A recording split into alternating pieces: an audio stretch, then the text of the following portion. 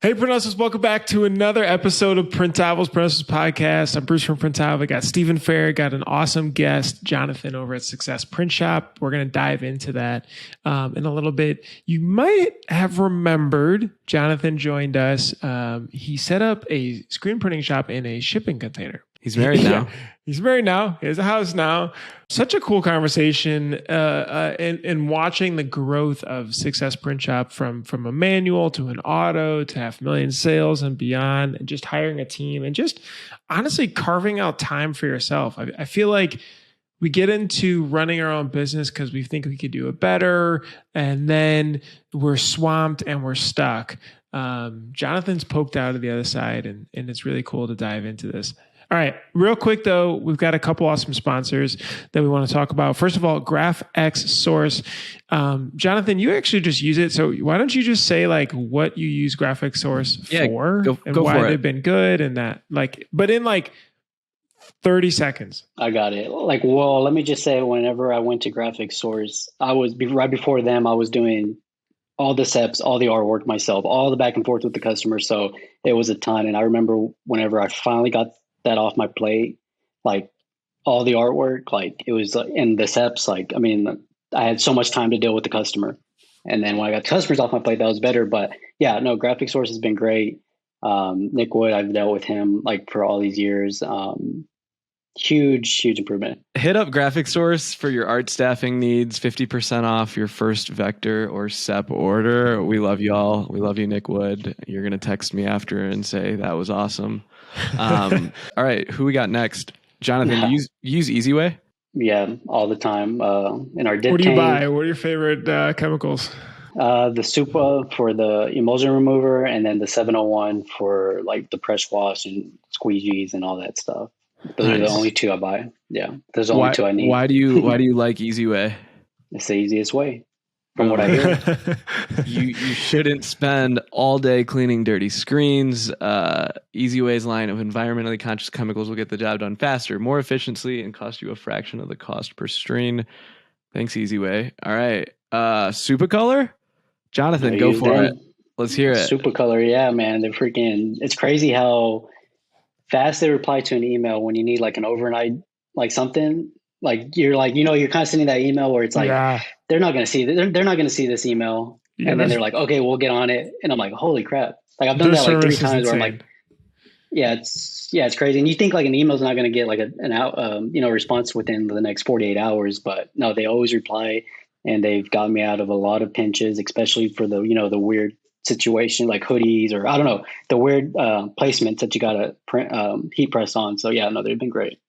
How nice is their new heat transfer, their next gen?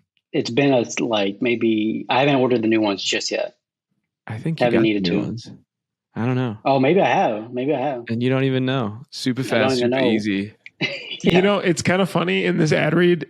I don't know how many times I've been in a pickle and Supercolor came through to help me. You literally described it in the best way possible, and you can't see these notes. Yeah, it literally says that. You can't see this side. Printavo 15. Of course, you get 15% off your first order, so give it a try. Last but not least, you got to DM this guy. Actually, Johnathan, send a DM to multicraft_daddy and anybody else listening, because you will get PMI tape, a case of it, right? Okay, I will. If you do it right now and just say hey daddy, they're giving away one free case of PMI tape every single episode. Golly. Yeah, golly. And you'll start loving PMI tape as much as we do. Multicraft Screen Printing Digital Supplies for over 50 years has been providing you with top brands at competitive prices. You can mention the Printavo podcast and receive an extra 10% off your first order. I don't know how many followers Dave has. I think he's going to get a blue check mark soon, but that's who we use for all of our supplies. And so go follow him, love, subscribe, all that good stuff. Thanks so much. All right, let's jump on into the episode. Yeah, no, we are live. Where are you? Are you at home? I'm at my new house that I just bought in January. Yeah. Oh, congratulations. Thanks. Not in your shipping container. What the heck? The internet would have been way worse out there. Terrible. The growth, new house. Yeah. And you just got married? No ring. Oh, Yeah, I just got married like congratulations. 3 weeks ago. Thank you. Holy cow. Dang. Yeah, double congrats are in order. Is your shop still by your house or is it further away now? No, it's like 30 minutes away, so it's kind of far, Okay. but I mean, it's chill. I mean, that's when I can listen to y'all talk on the podcast and everything. So I need some time like that. Dude, a little commute's helpful. I have the dog walk, so that's like my time, but I actually don't mind. Yeah. I got lunch with someone in Long Beach, which is 45 minutes away. Cole at Shirt Agency, and it was really nice to have a 45-minute drive because I could knock out a pod there and knock out an episode going back. No, yeah, I don't mind it. It's chill. Okay, let me give a little background on this, Steven. I scheduled this yesterday. So John sent thanks. I'm supposed to be golfing right now. You're welcome. Thanks, Steven. I wouldn't pass this up. John hit me up and he sent a text like, hey, can we chat for a bit? And I was like, yeah, for sure. Like, how are things going and stuff? And so we're talking, and one of the things that he said, which struck me, is because I remember asking you this, is like, hey, I've kind of delegated a lot of things off and I've got some free time now. And so I'm trying to figure out like, what's the best thing I should be spending time doing?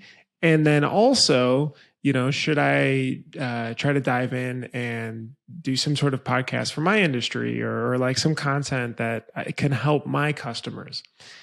So that was the premise. And, we talked a little bit over it, but I found it super interesting on those two different topics and was like, hey, we should actually talk more about this, because the last time we had you on, you're in the shipping container. It's just you're cranking out jobs. You just bought an auto. And now you're able to delegate stuff off and have free time to say, what should I be doing next? So first of all, like, major congratulations. That's really cool. Thank you. Yeah. I mean, that was back then though, like that was like a crazy grind, but that's kind of what I mentioned on the phone too, is like, I kind of like miss some of that action of like every day pushing out a job and I don't know, always growing, getting new equipment in and scheduling the forklift and all that stuff. Like I miss it. Like it's just like, I'm just coming to work now and there's like, I order some garments, clear out my email, and it's like, there's no major growth. And that's like what I want again. So I kind of want to like drum up some business again. But yeah, no, like the last 2 years has been like so chill. Like I got to where like I was working towards, like I finally got there. Like I remember in those early years of like manually printing, like I was like, I don't know. I just never saw a light at the end of the tunnel. And then it just like happened all of a sudden. I got employees, everybody in their job. And now I'm just like, came to like a stop. What were the roles that you got like over this? Because what was it? Was it 3-year period from printing manually to, you said 5 people, 10 people? Yeah, we did that podcast in 2019. Pre-COVID. Yeah. And then like I have a team of 6, so 7, including me. So, I mean, like those roles are like, I got 2 guys who print. I only have 1 automatic, but like they both like one guy prints 3 days out of the week. The other guy prints 2 days out of the week. And when they're not printing, then of course they're like folding, bagging, tagging, counting in jobs. So those guys are full-time, 2 full-time in production right there. And were they first? Sorry, were they the first hires, or who? Like, go in the sequence, because this is interesting. Well, who to hire then? Yeah, the first hire was a guy who's not here no more. He ended up going to the military, but he was also a printer. So he was like he printed for me for 2 years, and it was like right when I got my automatic. So he was great, and then I hired another printer. The first like 3 hires were printers, because I needed that to get off my plate so I could be with customers, like super like back and forth with the customers. So yeah, like the first like 2, so now like there's 2 full-time in production, or printing, I'm sorry. And then there's 2 like part-time. It'd be hard for me to give you the sequence because I can't remember. There was some that, left in between and like whatever. So I don't know about the sequence, but I mean, it was probably like printing, screens. And then once those were all taken care of, then finally customer service. So somebody on the customer side of things, which is like when I passed that off, that was like, I was like in another world, like a business. Like it was like I was running a totally different business once that got passed off, and there was, people in production, somebody with the customers. Like I felt like I got to where I was working towards, and so that was like super nice. So I mean, it is still super nice. Johnathan, could you tell us, okay, if you were, when you got your auto, like what was could you share like revenue wise, like where you were at then? Cause I think there's going to be a lot of people listening to this. It'll be like, I'm about to buy my first auto, or I'm going to hire my first employee. You were printing manually for 2 years by yourself, 3 years? Yeah, let me think. Yeah, like 2 years. Okay. So your forearms are jacked. Yeah, they were. Yeah. Where were you at when you took the plunge to buy an auto, hire that employee? Okay, so I got the auto at the end of 2018, and I was barely. And you're gonna be like, you bought an auto at that, but it was barely. I knew I was gonna do it like full time, so I needed to do it right. I was at 105,000 in revenue, so not like a lot. But the next year, I went from 105, got the automatic like right there in January. So 2019, I went from 105 to 275, Wow. 275,000. And I was like, I was able to say yes to everything. And then like 6 months into like that year, I got my first employee. So it was like auto employee, like I could crank on jobs. So went from like 105 to 275. And then in 2020, I went to 320. So I still like jumped up in 20. And then like in 2021, I did 500,000 in sales. So that was like a big milestone for me that I was super happy about. 2021.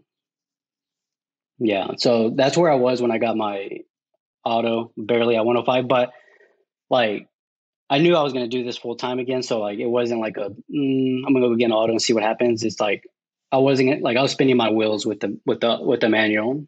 Okay, there's a couple interesting things here that I want to go through. You jumped from $100,000 to almost $300,000 by buying a piece of equipment. If you were to lease that equipment or whatever, okay, so you're buying a piece of equipment for $50,000, $60,000, $70,000. You got a big payment on that every month. I don't know, a couple $1,000s, $2,000.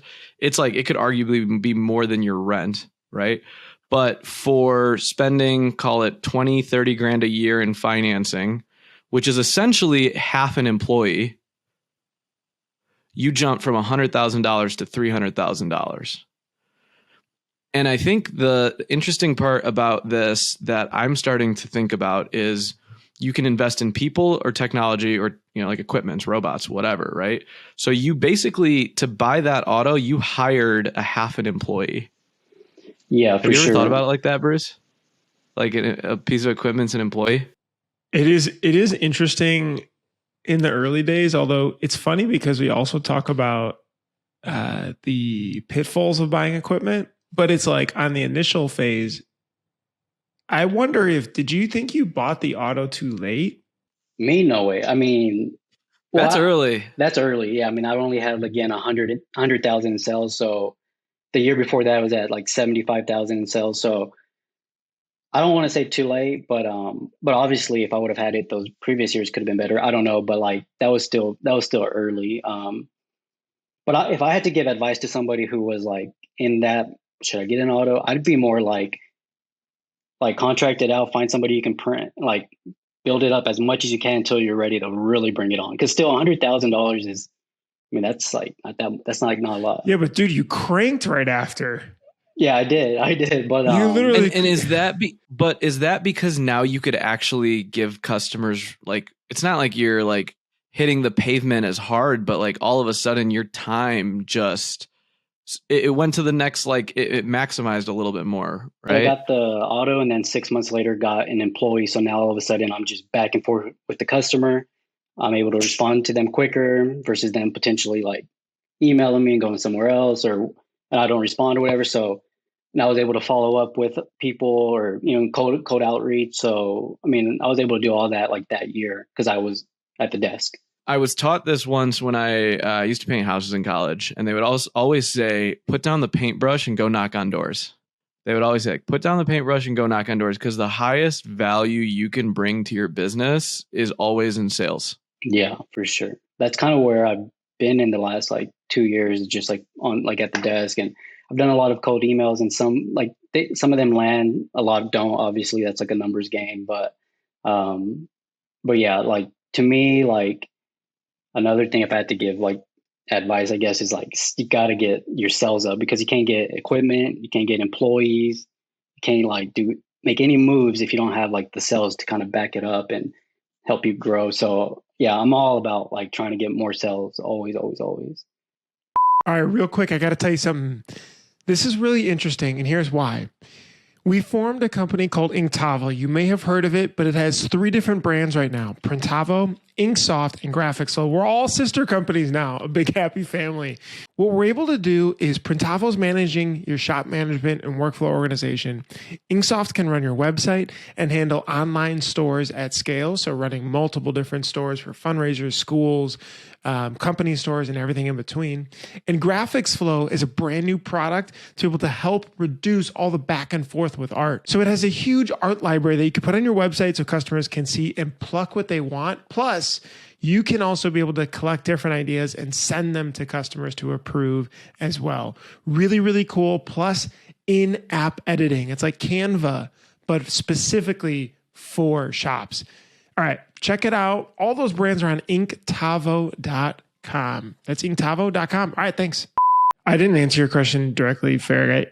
I have seen larger shops absolutely do a lot of time studies on different pieces of equipment on the automation side for sure. So, darkroom especially, people, have looked at and watched people and wrote things down and been able to calculate like a payback period of essentially one piece of equipment can eliminate one roll, for example, or allow somebody to do multiple things. It doesn't have to be eliminating. So they're a lot more efficient. So I don't know. That's how I looked. I would like argue with my old business partner. I'd be like, I want to get an auto coder. It's $18,000. It's like, no, we can code just fine. We don't need that. I'd be like, it's a $5 an hour employee for a year, and then it's paid off. And then everyone can code, and it only takes, an hour a day to code instead of all that. Wait, did you say $5 an hour? I don't know if it's $5 an hour times 2,000 hours. Nope, it's $10 an hour. Sorry, it's a $10. Sorry, we don't do math. We don't Once do it's math. paid off, though, it's like done. It's a $10 an hour employee, right? Or for whatever, So it's interesting that every time you automated with people or something, all of a sudden your business just naturally, just like not naturally, but it just popped off. Yeah, and even with when I got my like CTS machine, like I had just somebody got like let go, or not let go. Somebody moved on, like went to another job, like who was working with me, and so I was like gonna need to fill that role. And then I was like, man, I could just like put a payment on like CTS and like and that would save like X amount of time on press, and so I ended up going that route, and that obviously helps like a ton setting up. Okay, so you even bought an auto at $100K and a direct to screen. I bought the direct to screen at I think at the 300K mark. I bet you if you were to pull all shops that do under $500,000, less than 5% have, maybe 2%. Less than 5% have a answer to screen. Yeah. And a direct to screen, what'd you get? Like iMage? Yeah, iMage. Yeah. Wrong answer, but that's okay. No, I'm just kidding. We have the doubt that. I know. But even that, another $30,000-$40,000, right? Like, and then all of a sudden you're like, oh crap, someone else can burn screen. Like, film output is gone away. Bruce, this is a different mentality. I don't see shops doing this as early as Johnathan. Well, what is your mentality when approaching this? Yeah. I think like at 100K to 300K, the business is at a phase. Is this your first company that you've gotten to this size? Oh, for sure. Yeah. Well, no, I mean, Steven kind of said it perfectly earlier. Like once you pay off the equipment, like it's going to be paid off and you're still going to like be using it versus like an employee. It's going to be like over and over and like. But I I don't know about you, Farag, but like, I don't feel like I had that mentality at that size. I feel like maybe not at at all. $1 million, $2 million a year, then it was like, okay, all right. So we got to get a fish in here. I need to hire these things. We had a Lawson Trooper until like 1.5 million and a Zante screenwriter. And like my business partners would absolutely not do it. And it's like, oh, come on. But you actually put your machines to work and they made you money along the way. But it's like, I swear, it's like credit to you guys and like other business podcasts and audiobooks. Like, obviously, like my parents don't own a business or anything like that. Like, I just fill my brain with what everybody's, all the interviews y'all do. Like, I listen to these guys, like actually listen to them. So, and these guys are bigger than me. So it's that's why you're on here. Yeah. So yeah, you're next class. Actually, that's funny. That's the number one thing larger shops say they wish they would have bought sooner is CTS after the auto, of course. But okay, so what it sounds like, it was like equipment, people, and then it's just like people, process. I mean, I think we've all mentioned it and heard and listened to or read the E-Myth. And like, I do remember reading that back in the day when I was like the only employee. And like, I just always kept that in my mind. And now like, it's crazy. And I'm sure like y'all both know, cause y'all got huge businesses, but like how important it is to have like the systems and the processes in place. And when this happens, then that happens, then this happens. So like having that in place, like, I mean, you can just like freaking screw off and like the business is like kind of on cruise control. That's how it's been lately, like the last 2 years. Obviously there's exceptions and things come up, but like for the most part, processes is like the key to it all. If anyone hasn't read the E-Myth Revisited, it's about a bakery. Blueberry, I haven't read it in a really long time. It's been a while too. Like, I feel like apple pie or something. But it's about a bakery and really treating it like a machine and a system rather than waking up every day to run a bakery. Bruce, you'd like this. You love bakeries. It's a really, really, really, really great book. Recommend it for any business owners that are stuck in the business and they find themselves taking all the things they should do and prioritizing them last. Like, oh, we need a system for this, but you never get to it because you're always printing shirts. But would you say, like, because I always think about this, like, what if you gave it to somebody who hasn't started the business yet and they read it first? Like, don't you think it wouldn't hit them as hard as it would hit somebody who's like doing everything, like who's already in a business and they're doing everything, juggling a lot, but like, do you think that like, you know how like it would hit them, it hit me different whenever I read it because I was actually juggling everything. Yeah. Sympathize with it. Always think about that. 100%. We all know what we ought to do, and we're probably taught it, and none of us ever listen, right? And until you go through those pain points, then you say, that makes a lot more sense. Yeah, for sure. What did you find on the training side worked and did not work with getting these folks in, unless they had some experience coming in before, or like, because I feel like all right, so you're very progressive there. What about on this training side? Dude, that stretch of 2 to 3 years of training people was like the worst time in business, like as far as like taking a toll on me, because like you're busy, like super busy. So that's why you're hiring, but then they're in training mode. So they're messing up everything and you're busy. You don't have time to freaking be messing up things. So those years of training them, which I'm over now, like I'm already over with the current team because like they know what they're doing and they're better at it probably than me now. But like, yeah, that I don't know if I have an answer. Like, what did I do? Like, but I mean, it was just a bunch of trial and error. Like, you messed up. What do you think happened? And like my guys, they're like real, like they don't like even in small talk, like they don't talk a lot. They're just like real, like yes, like no, yeah. So like whenever there used to be mess ups, I'd be like, dang, like what do you think happened? Like not even getting mad, like I'd be like, I don't know. Like no, like I need some feedback. Did you go through a lot of employees? Like I remember our first 4 or 5 employees, we definitely churned through some. Did you have a lot of turnover? The first guy, no. Like no, I could think of one person who left and he was only with us for like 4 months. But the other guy, the first guy, like I said, he just needed to get paid more. So he ended up going to like military. So he left.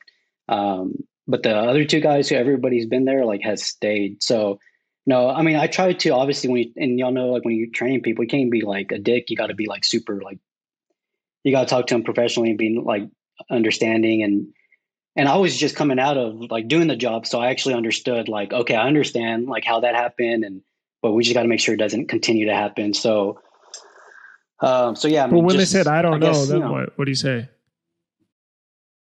I feel like initially the first 20 I don't knows, I'd be like, dang, okay. And I like let it go. But after I like talk to my dad and he'd be like, I'll go like vent to my dad and be like, man, they messed up on this. And he's like, well, what happened? I'm like, they said they don't know.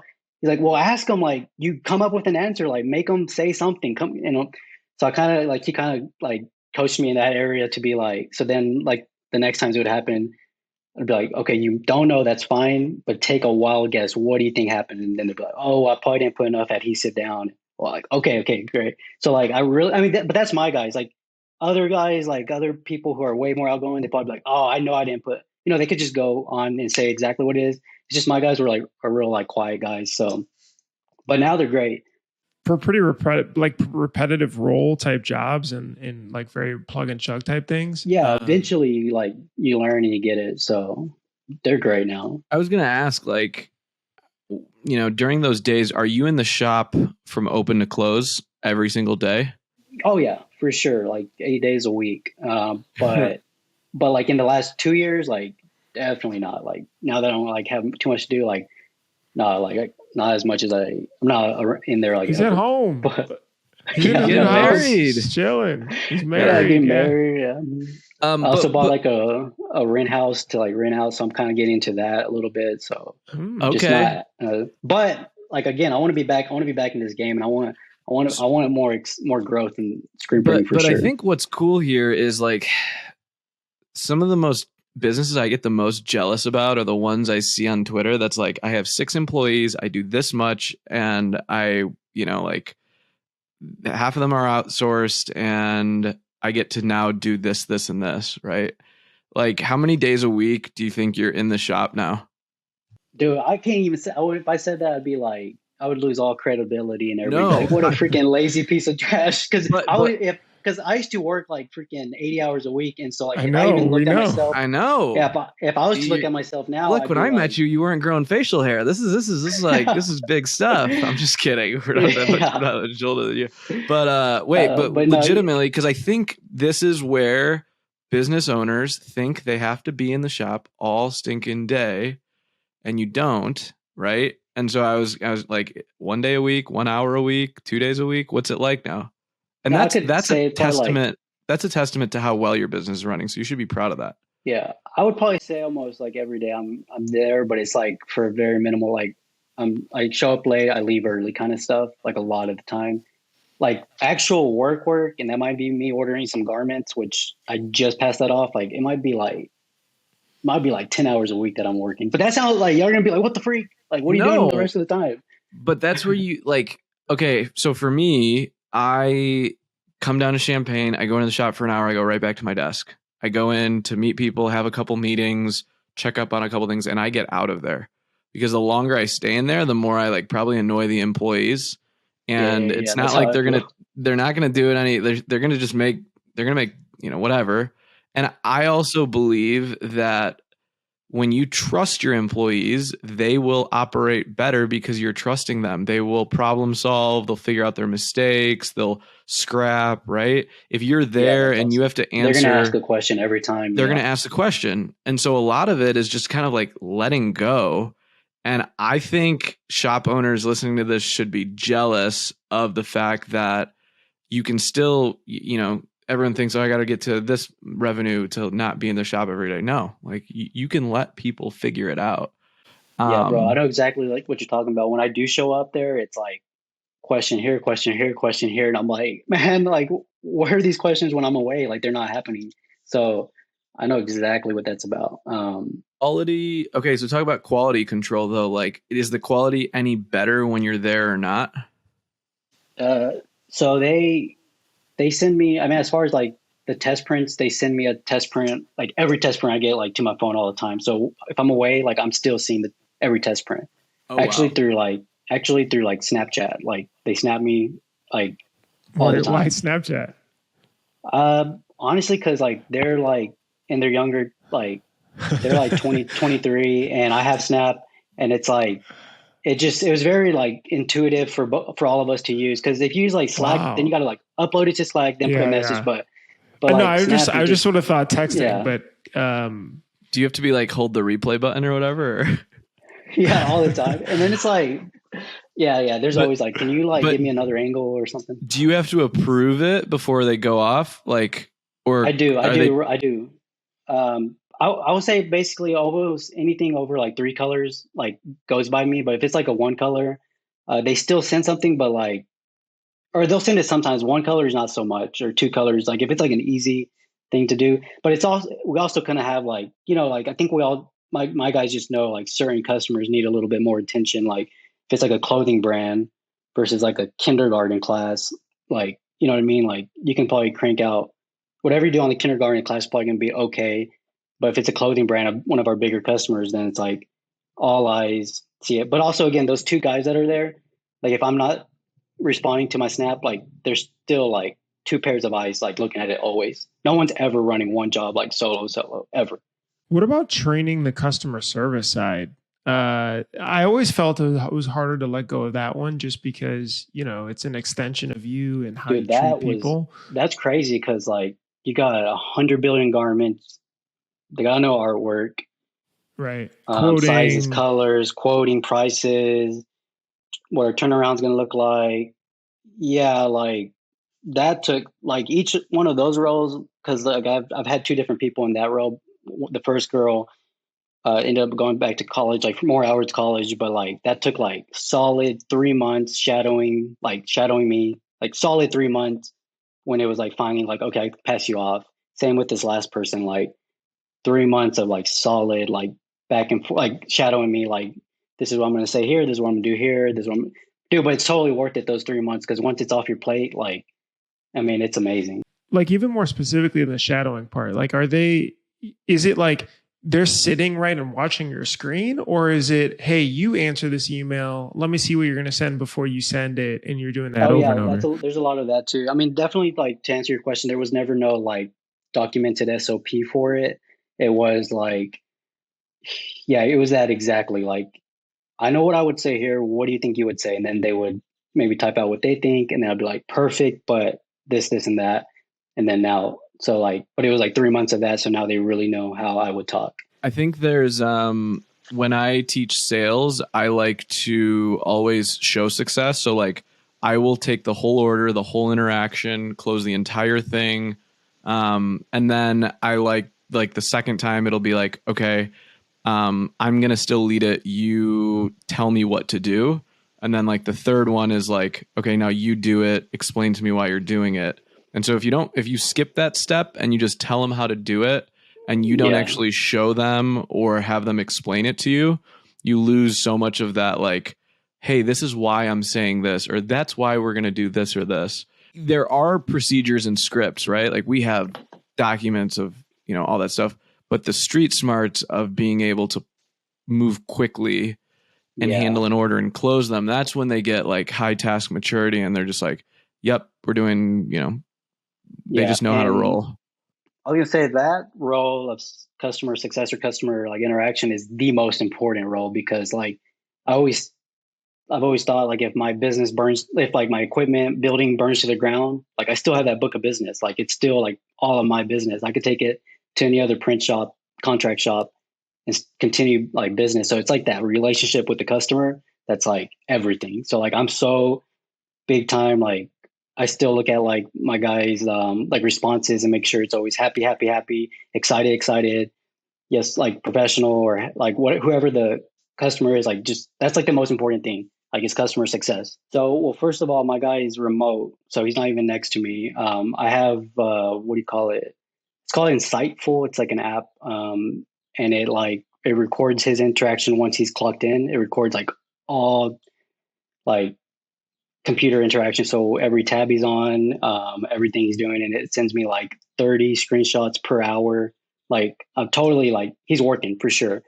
Um, but like as far as like, I mean, obviously I use Front App like Steven does. I mean, he's always preached on that, so I use that, and then I use Dialpad. It's like a VoIP. I don't know if y'all have heard of Dialpad. It's but that's how we text. So we actually text like probably more than half of our customers, like all like full order, like from beginning to end, probably more than, I bet you like 60% is through text. And then 40% probably through email. And those are probably like schools and stuff. Johnathan, you hired a customer, your customer success is completely remote, right? In fact, I think like even overseas. And they're handling all of, and there's all a lot. Customers. What? Yeah, all customers. So all text and email is him. And the phone calls that do come through, like I'll pick up and answer those, but I get like maybe 2 to 3 phone calls a month. Like it's all text and email. Interesting. So there are companies out there. Graphic Source has back office admin that they can help with customer service. There's a company called Support Shepherd, Growth Assistant. Support. And you know, like if you can't afford to have a full-time person in your shop doing customer service, there are so many good services out there that are real people on the other side. And then you just kind of like work with them. But I think the most interesting part you said is you use a tool called Insightful that watches their screen. So you're actually getting like really good work out of them instead of hiring someone at the front desk that this guy you don't know what's happening. Yeah, this guy's working all the time, and like if there's and it tracks his idle time. So if he's idle for like 10 minutes, like it's gonna let me know, it's gonna let him know. And I pay him based off what he works. So if he wants to get his 40 hours, he's gonna be working the whole time. Now, is there truly 40 hours of customer service to do, or is he prospecting? Is he doing cold outreach? Is he doing inside and outside sales? That's a good question. And no, there is 40 hours. He's behind. Like I need to get him some help. And that's just inbound? Oh, yeah. That's impressive. And I'm looking to get him some help because I do want to obviously do some more outbound. I do. If anybody's doing outbound, it's me. I definitely send some cold emails, but I need him. He's barely keeping up with what's coming in. And I still have Graphic Source full-time artists there. So they're both like very busy. Yeah, I mean, that's how your business becomes flexible though, right? When you are like, okay, I have, a full-time VA doing art, a full-time VA doing customer service. What's really cool now is as you drum up more business, you can hire another customer service, another artist, right? Yeah. That's where I'm at right now. So like, I think that's also really cool too. And I think you should probably spend your, now it's time to sell. But do you outsource big jobs that are too big? Like, do you have a contract network that you use, or do you try to do everything in house? I need a contract network so bad. Like, I don't know where to even begin, who to talk to, but I need that because during our busy season, which is like fall, August, September, October, probably like your busy season too. Like we get so like slammed, and like that's when I do get in the shop. The whole year I'm like not in the shop, but that year, like that time of the year, like I'm definitely helping in production. So no, I don't have anybody to outsource to. I've never had like a massive 40,000 piece order or nothing like that. So that's like not even on my radar ever. But even just with the regular orders, I mean, we get so backed up. Yeah, but I think there's if sales is always like your limit, if you could always sell an infinite amount and say you had to pay an extra 10 to 15, it's a 50 piece order, it's 2 color front, 2 color back, you're going to pay $4 or $5 to print it. If you had that contractor network though, you would feel good about continuing to sell, right? Yeah, no, I need somebody like a shop or two that I can lean on. But the thing I think about, because I thought about it and I'm like, I feel like those people would need like work all year long to want to give me contract pricing. But I don't know if there's like seasonal people who take on work just during the season. I don't know. So there's tons of contract decorators out there. And for shops listening to this, if you get, like, and you're in Florida, right? I'm sure you're going to get hit up after this call of saying like, I can print for you. Yeah. Well, I'm in Texas. Oh, you're in Texas. Why did I think you're in Florida? There's even more contract printers in Texas. Yeah. There's even more contract printers. Hit me up for sure. But we do that. I have a circle of 5 or 6 shops that we lean on when we get busy. And I'll tell them straight up during this time of the year, I think I'm going to get this, this, and this during this time. During the summer, we're going to do it all in house. And so when you do that, you become more flexible, right? Like you become more agile, and then you don't burn your people out. That's what I was about to say. Yeah, my guys, like this last busy season, it's like overtime for like 4 months, and it's like they're cool and they want it and they like it, but still, like I don't know, I don't feel good about it, and it's pricey. Obviously, overtime's crazy. Yeah, I mean, you could argue that you could probably pay a little bit more premium to sub it out, but at least your guys aren't going to burn out. And you have GraphX already doing the SEPs, so it's like you should be able to pop that to another shop. Oh, for sure. Yeah. But Bruce, we were talking a little bit about how, now that Johnathan has an automated customer service side, an automated, sales side, or automated art department. Now it's just like, how do you push on sales and then start outsourcing jobs to have like this infinite capacity, if that makes sense? Because he's do you think? What are the channels? Yeah, because that was one thing you were talking about. Sorry, someone was at the door, the landlord asking a question. So where do you think you'd push on the marketing side then? Because your original question was on content and like, hey, how did you start the podcast stuff? And like, do you see any shops doing that? Yeah, exactly. I was wondering about like specifically what Bruce and y'all both do, but like what he did in the early years of like educational hub for other printers, like. And the questions he would ask were like perfect questions that another printer would want to know. And I'm like, well, should I do that for like my like, because I do a lot of schools. So like, should I be hitting up like the cheerleader coach and being like, interviewing her so that other cheerleader coaches would want to hear that interview, and like, I could drum a business that way. So, what I had asked Bruce, if like, are there other shops that are doing this, like, making content for their niche that they want to be in, I guess, because if there are, I don't really know about them, and maybe that's a good thing. Because Steven, I haven't seen Johnathan. You'd be a great cheerleading podcast host. Well, like, cheerleader was just like one example. I mean, we do a lot of, obviously, like spirit cheerleading moms. Like let's talk bedazzling today. Okay, we inspired by Bruce. I don't think there's very many shops that do this. Oh my gosh! Why didn't I think of? Anyway, yeah, I can't believe I didn't think of. They do one, John. Okay, so when we thanks.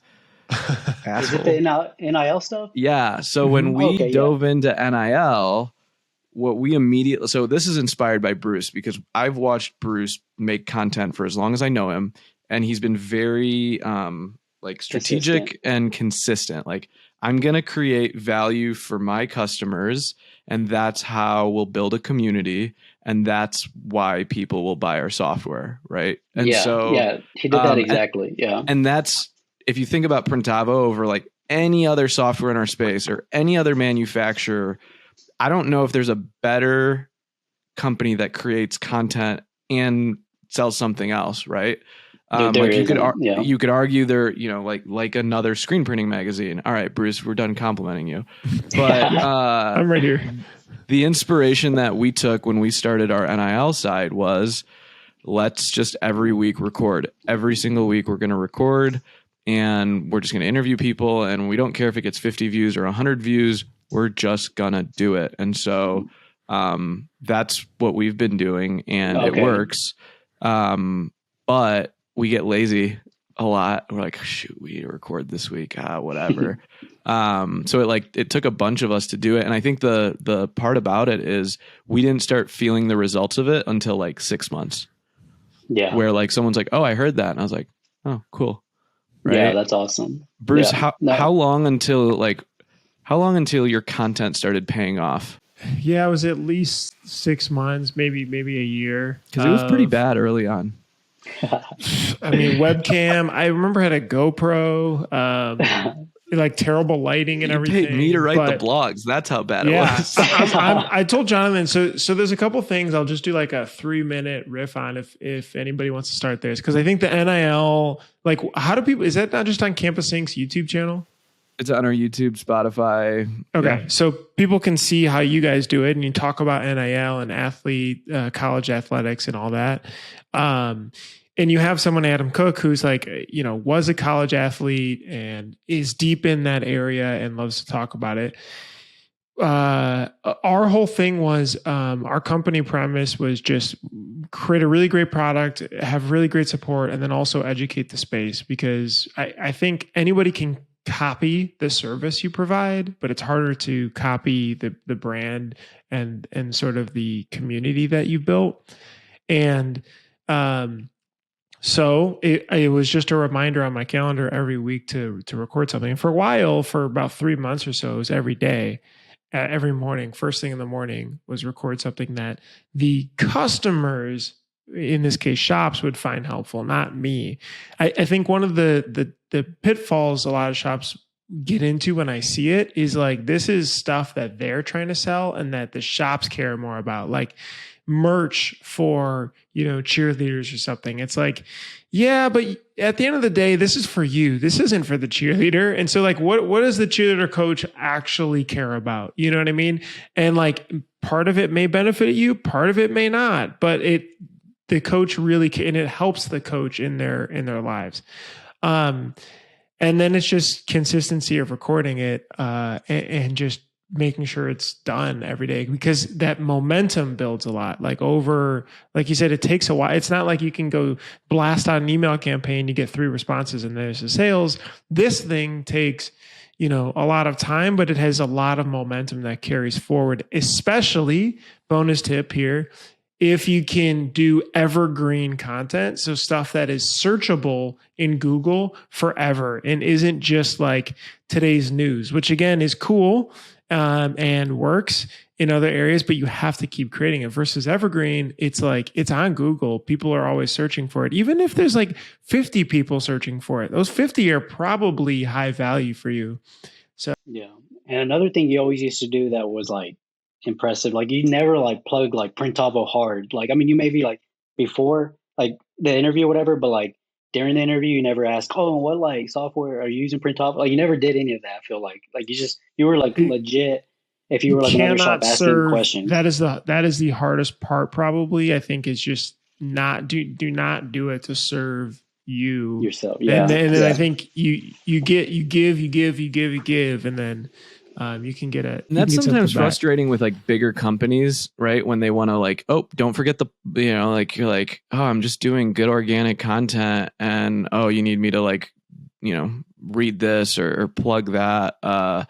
But I think early on, I look at it 2 ways: creating value for your customers, and that value can be nothing about that industry, like, and then creating something that's entertaining. If you can create value and you can be entertaining, even if you're interviewing a person every week, that's 60 weeks or 52 weeks of entertainment value, right? And so I think the other part about it is, in this day and age, well, we didn't have like short form content of TikTok, that wasn't really around, Reels and TikTok, Bruce, when you were starting your interviews. I'm curious if you were restarting now, I'm sure you would be a caption guy with like TikTok stuff happening. All the clips. You're too washed up for that now. You're not good at making them. Do it. I've tried. Can't do it. I think the easiest way for someone to start is to literally just talk about them. So we're going to keep on the cheerleader coach thing for a second. If you just find out like, hey, how did you get into this role?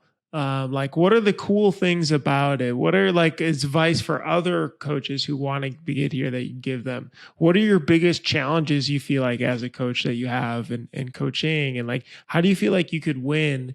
Those are perfect for getting big losses, lows, highs, that kind of stuff. So anyway, okay. So I guess the end all is, do you think you'll do it or no? Or like, how do you think you'll grow sales from here? Is this a part of it or not?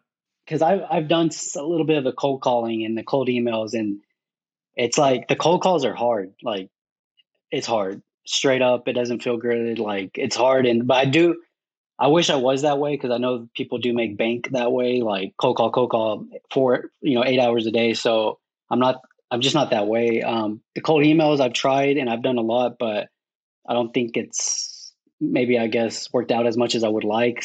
Some do land again, and that's good, but like you gotta continue to like buy more leads to, feed that machine. I don't know. I feel like listening to Gary Vee, seeing you do it, like it seems like this is like the way to go. Is like make content for your customer that they would watch, and it could generate business. But to answer your question, do I think I'll do it? Man, I don't see why. I have time on my hands. If you would have asked me 2 years ago, I'd been like, "There's no way I don't have time for that." But now I have time on my hands, so I might do it. But like, I know if I do it, it's gonna be like it has to be like all in. It can't be like we'll see how it goes. Like I got to do it, what y'all said, like 6 months straight all the time, and make sure I really pump at it, because like it'll be easy just to be like, I don't want to do it anymore. I think what's pretty cool is like you don't know when it's gonna pop either, right? Like you could go viral at a certain point if you hit a certain niche in this day and age.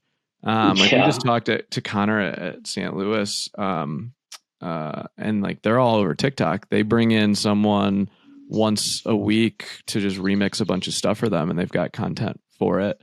I think the hardest part to do though is when you create that content, you have to then blog it and email it, right? Like you can't just create content once, right, Bruce? Like you guys take a piece of content and you mix it 10 different ways. Can you talk about that for a sec? There's actually an app. There's some new AI that makes this a little bit easier now too. One is called Video, VIDYO.ai. And this one you can just feed it a link to a YouTube video, and then you can, and then it will create a lot of clips to upload. And the goal there is just to get more evergreen content out there. So more searchable content. I'm not good at writing, and so I always had to have someone to help. Steven was a huge help early on. I had another friend, Jason, and then we hired someone finally, Luke, who's been incredible, and then, we always outsourced video editing.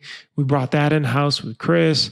So that's a scale though. That's over 5-6 years. So with Upwork and stuff now, you're able to do so much with so little, which is incredible. I just think the opportunity, especially in a smaller city. What city are you in Texas again? San Angelo. Yeah, the population is like 100,000. Okay, so if taking from Gary Vee, right? Be your city's mayor. I'm guessing San Angelo news is not the greatest. Like if I search San Angelo news, I see Concho Valley homepage. People that use the word homepage still in their URL, that's a good starting point.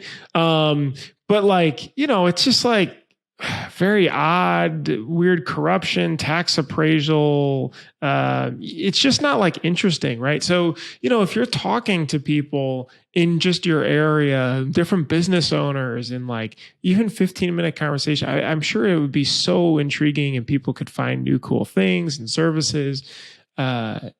You just assume that sort of news publication mayor role in your area. So I think also for 88 5-star reviews on Google, I bet you if you were to poll all of the companies in your area, you probably have more 5-star reviews than anyone else. That is something that I do like point out to new customers all the time. Like, hey, we're the highest rated shop in town. Like, go look at our reviews. Like, you'll know who you're dealing with that way. What were you about to say, Steven? Sorry. No, I was going to say, like, you've built such a good sound business. Like, it's very impressive how it's extremely sound. And your website is beautiful. You can go to successprintshop.com. And Bruce, are you on this right now? It's beautiful, right? It's simple. It's easy to use. It's clean. It doesn't look like this is a small shop with one auto. Mm-hmm. This looks like a massive organization. And so we can tell you've obviously spent a ton of time like curating and making things look super nice and organized. I guess but I give credit to you guys though, because I listen to everything y'all put out, so thank you though. But my marketing team, the thing that I show them stacks of your shirts, and I'm like, if we're going to take pictures of shirts, the stacks have to look this good. So like we use a lot of stuff that you guys do, and you have branded boxes. Mm-hmm. Do you feel like you're pretty profitable? Are you in a good spot? I mean, you bought a house and got married, but how's that? Yeah. No, yeah, it's good. Definitely, like, I don't know. I mean, I think you guys know, but like I'm on 20 acres of my parents' private property. So like I don't have any like rent. So I mean that's a big one right there. Where I'm also like in Texas, so like I'm not like, like downtown Dallas or where my payroll has to be like crazy high. Like if I don't want to tell y'all what I pay my guys, but if I did, y'all probably be like, God dang, like compared to like someone downtown Los Angeles or something, you know what I mean? You're taking it like you're doing business the right way. You're figuring out where you can build for less, right? You're figuring out what, like, if your employees are happy and you're paying them well, you're good. You're outsourcing the things that should be outsourced. Your quality's great. Your web presence is awesome. Do you think you're gonna build something bigger? Like, aren't you gonna outgrow the containers? So I feel like I'm 1000%. Like, so I thought about it a lot. Like, so I'm actually like 30 minutes away from San Angelo, like the actual town, like on this property. And a lot of people always ask me, like, do you think you'll move into town in San Angelo, have a place of business there? But like, based off hearing all the freaking podcasts, like, and having people walk in and all this stuff, like, I'm pretty sure I'll never build in town. I'm pretty sure I'm going to continue to build on the property. My parents are like, take all the property you want. They're totally cool with it. But yeah, I'll probably build one bigger building connected to it all and like probably be done there. I don't know. We'll see where it goes. But I think where I'm at right now, I have 2 shipping containers and then a metal building. And I think I could pump a lot of work out with this. And before I do make any big moves, I'll for sure contract out before I actually like get more like another auto. Like I'll for sure contract out until it like is definitely like recurring revenue all the time. But so where I'm at right now with the CTS, with the auto, with the employees, with the team right now, like I think I can take it like to a good level. So we'll see. You have this on your website. You brought up Steven too. You guys have this tab free designs, which I actually see. It's kind of cool to see this. You're using graphicsflow.com, which is an Inksoft product that they came out with. And you can browse like designs based on like for different ideas, right? It's a lot of times it's like, oh, we want shirts for the holidays, but don't have any sort of design ideas. This is kind of cool to be able to pick like actually good looking art. How do you guys use it though? So some customers go through it and they'll pick out some designs, but like, I'm not going to lie, I wish it was used more. Cause I mean, like you said, the designs on there they're not bad. They're perfect. Like for all the spirit wear we do, it's like perfect. Vector ready. You can change them really quickly. It's like an inquiry form.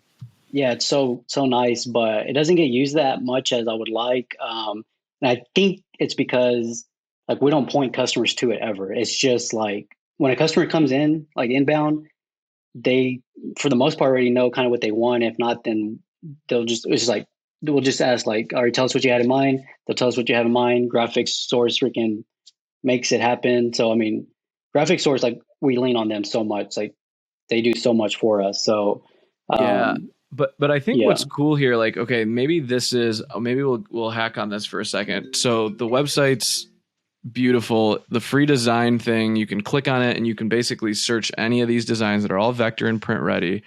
It maybe every time you get a new customer, you zap it to a welcome flow that says, hey, have you thought of any of these designs lately? Start looking at them. And then you just always point back to it. That's good. Yeah. We don't ever I don't do any like email campaigns, but yeah, that'd be nice to be like, hey, here's these free designs. Like if you have anything like you want to check out. So yeah, that's something I'm definitely sleeping on, like is drip campaigns, but that's a good idea. I saw somebody had an idea where they created a pre-created collection for that email. So, you can't blast this out, but if it was a construction business, for example, and the holidays are coming up, hey, here's like 4 designs of ideas that you guys can send to your team and their families. Just wanted to see what you think and if you wanted to order anything.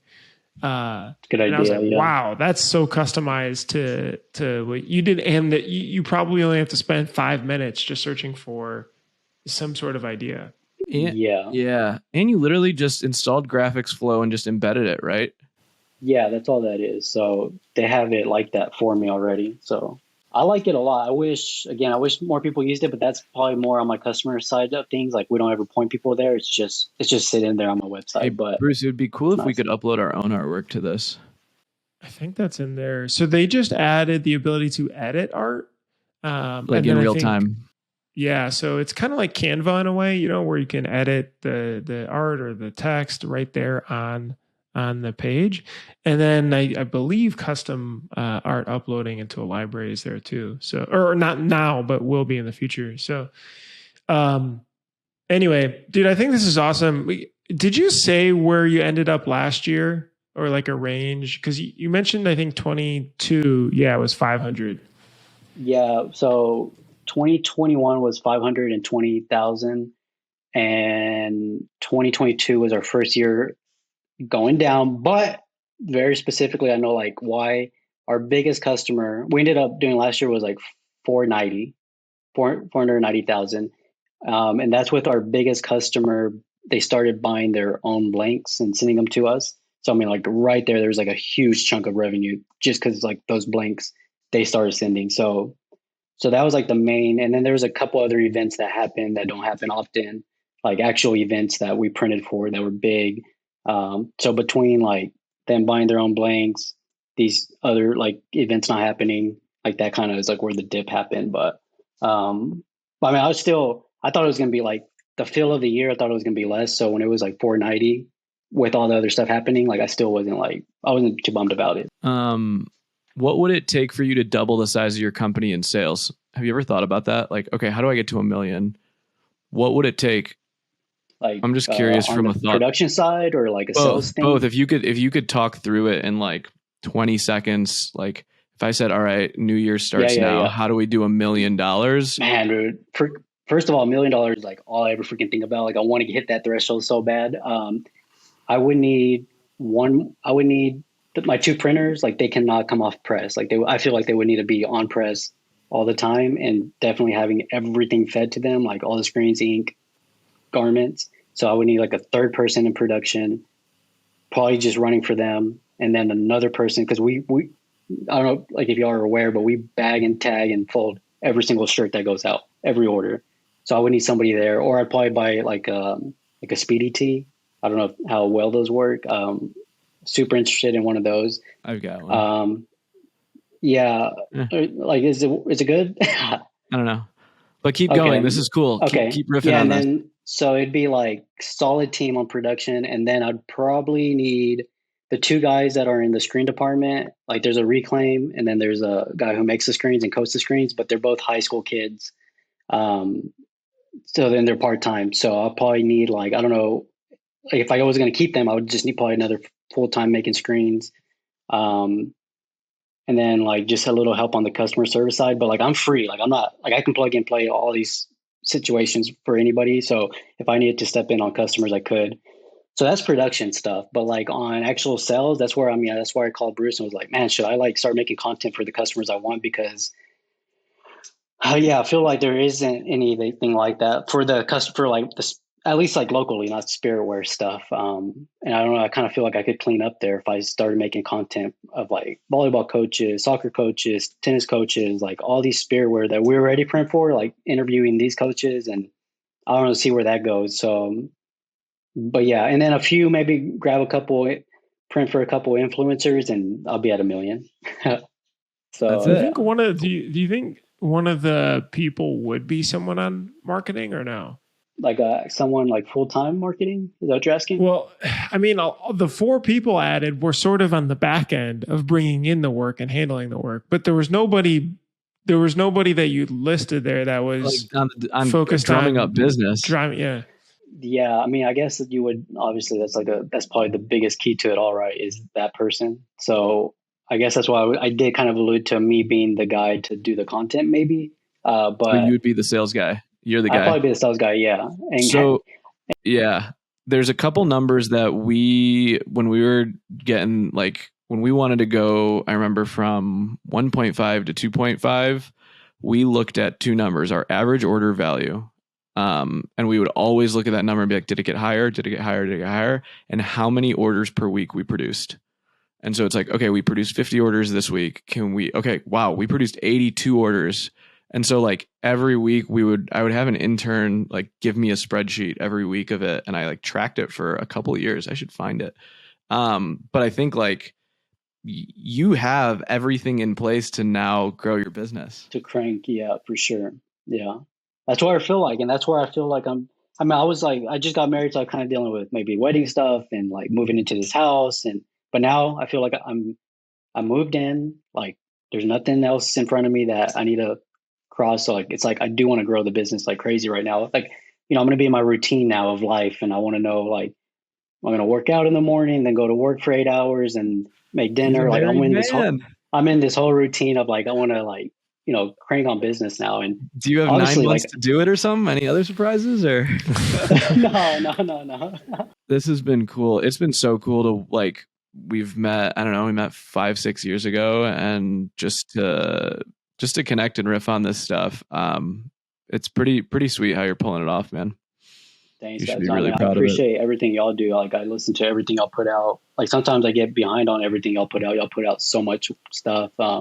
But it's great. So continue doing what y'all are doing. I love it. Heck yeah, Johnathan, super happy for you and your growth. Thanks, maybe in another 2 years, we have you back on. No, 1 year and $1 million starts now. Ooh, I have to. Yeah, I got nothing else to do now. All right. Put it on the calendar. Set the timer. Set the timer. Send me the calendar invite. Should I send it to you right now? Yeah, send it. How cool would it be? 1 year and $1 million. Okay, that's how you start creating content. How I double my company in 1 year. Challenge accepted. All right. It's a Friday here. I'm sending it to you right now. Thanks, Johnathan. We appreciate your time. Okay, guys. Thank you so much. All right, we'll see y'all later. Thanks so much for listening. Hopefully that was informative. Don't forget to subscribe. Don't forget to like. Don't forget to hit the bell for notifications if you enjoyed this video. If you enjoy all the stuff we're putting out, it's really helpful. We love to just be able to see it. That means that we're doing a good job. To subscribe, hit the bell for notifications, and hit the like button. And I'll see you in the next episode. Bye.